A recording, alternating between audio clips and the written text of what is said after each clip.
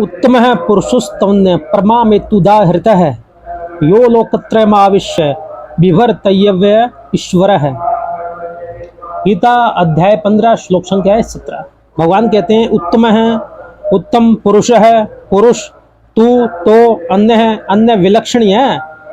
यह जो परमात्मा परमात्मा इति इस नाम से उदाहृत कहा गया है, वहीं अव्यय अविनाशी ईश्वर है, ईश्वर लोकत्रम तीनों लोकों में आविश्य प्रविष्ट होकर सबका विवर्ती भरण पोषण करता है। तो इसमें कुछ लोग मान लेते हैं कि परमात्मा भगवान कृष्ण से अन्य नहीं है, भगवान कृष्ण ही परमात्मा है। उत्तमा पुरुषोत्तम पुरुष लोक में क्षर और अक्षर दो प्रकार के पुरुषों का वर्णन करने के बाद अब भगवान ये बताते हैं कि उन दोनों से उत्तम पुरुष तो अन्य ही है।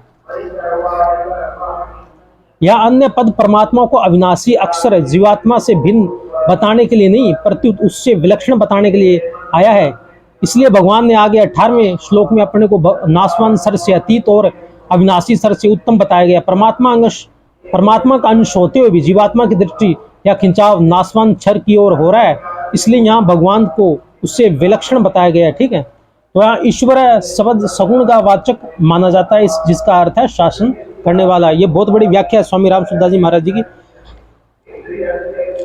थोड़े में देख लेते हैं। भरण पोषण की बात भक्ति मार्ग में ही आ सकती है, ज्ञान मार्ग में नहीं, कारण कि भक्ति मार्ग में जीव और परमात्मा में भिन्नता मानी जाती है, इसलिए इस प्रकरण को भक्ति का ही मानना चाहिए।